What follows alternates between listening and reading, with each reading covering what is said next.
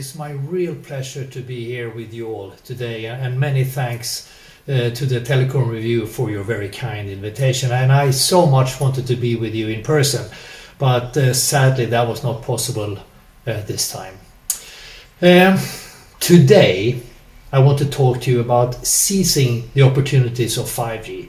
What types of benefits can we expect for both business and society? Well, now when we are emerging from the pandemic and we start to meet up again in person, we have a much greater understanding of the importance of mobile connectivity to our lives and livelihoods. Over the last 2 years, we have all witnessed how mobile connectivity became the steadying hand to be relied upon, to be trusted.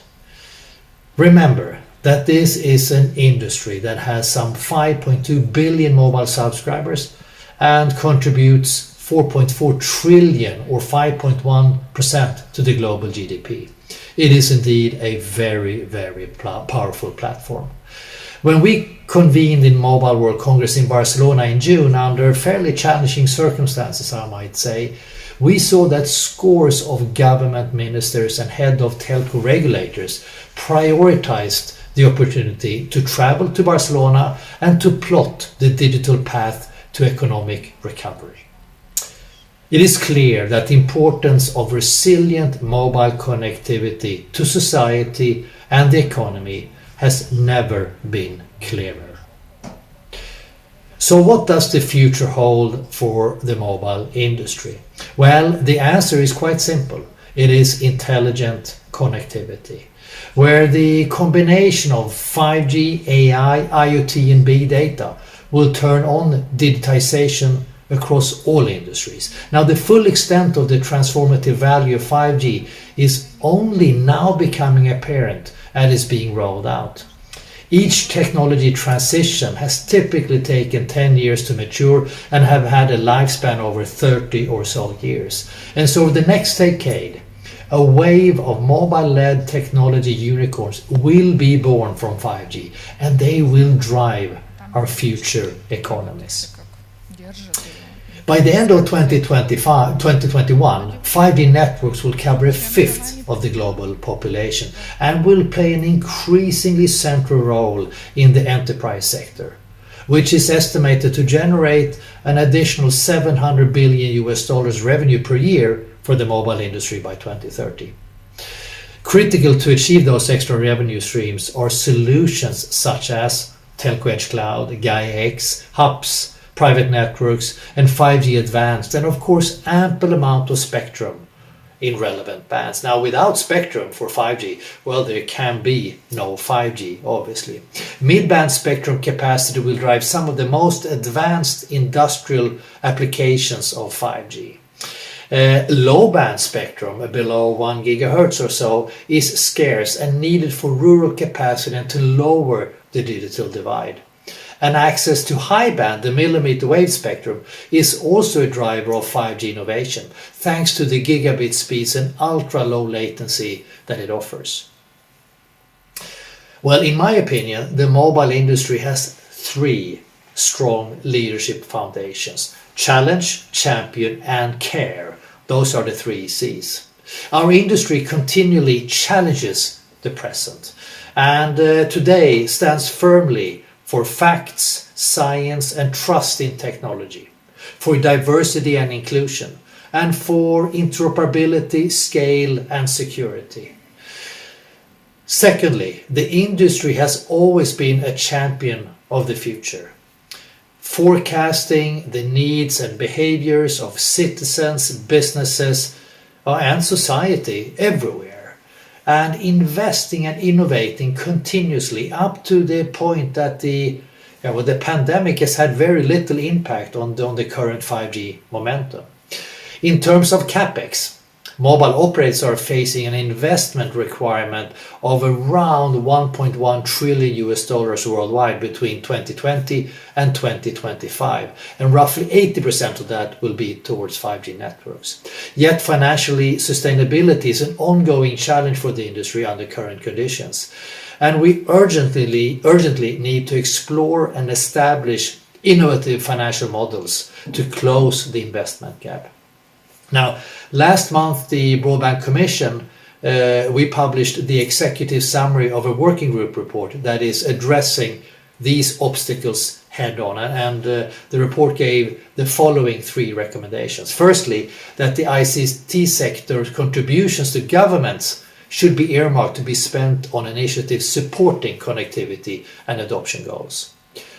Secondly, reforming the Universal Service Funds, USF, so that they are more effective financing mechanisms. And lastly, and possibly the most important, is to broaden the base of contributors to investment in connectivity. So expanding it from traditional network operators to include other companies that participate in and benefit from the digital economy. Okay, back to the C's. The third C, that the mobile industry cares for our world. We now know that mobile broadband coverage reduces extreme poverty by 4% after 1 year of coverage and up to 7% after 2 or more years. Now, I must say that is some very impressive statistics.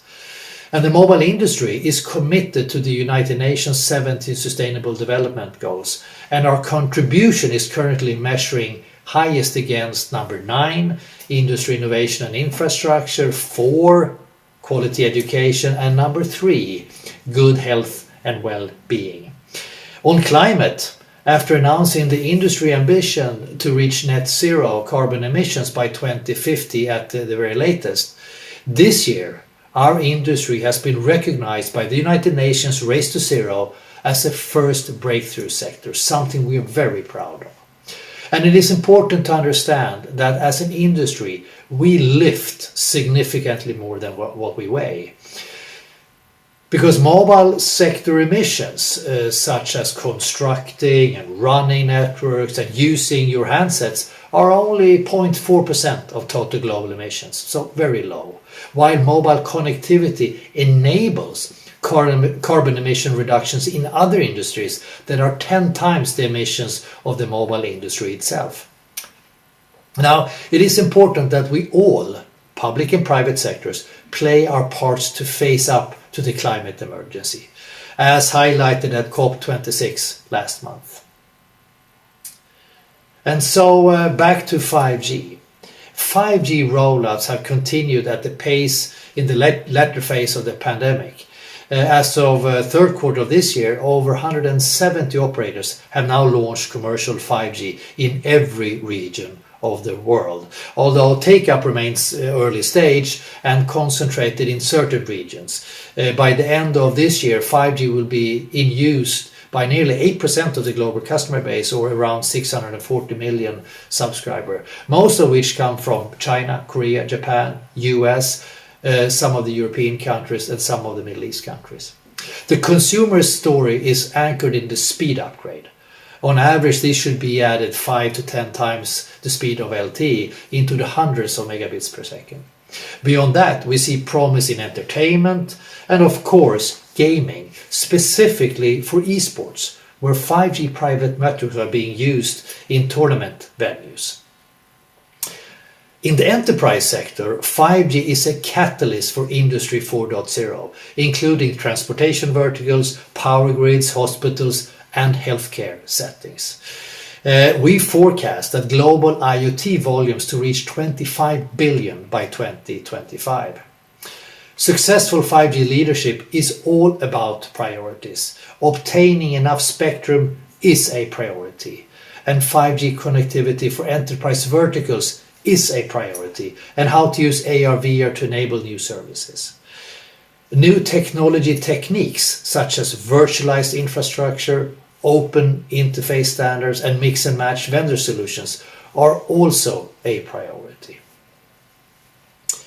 So our vision at the GSMA is to unlock the full power of connectivity so that people, industry, and society thrive.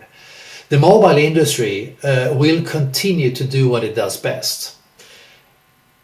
Invest in robust and resilient infrastructure so that the world can continue to adapt and evolve. Innovate so that applications that we can't I can't even imagine in 2020 will be driving whole economies in 2025. The mobile ecosystem is the great enabler across whole economies. So when we look to the future, our jointly accelerated future that we are building together with 5G. So thank you very much for listening, and enjoy the conference going forward. Thank you very much, and bye-bye.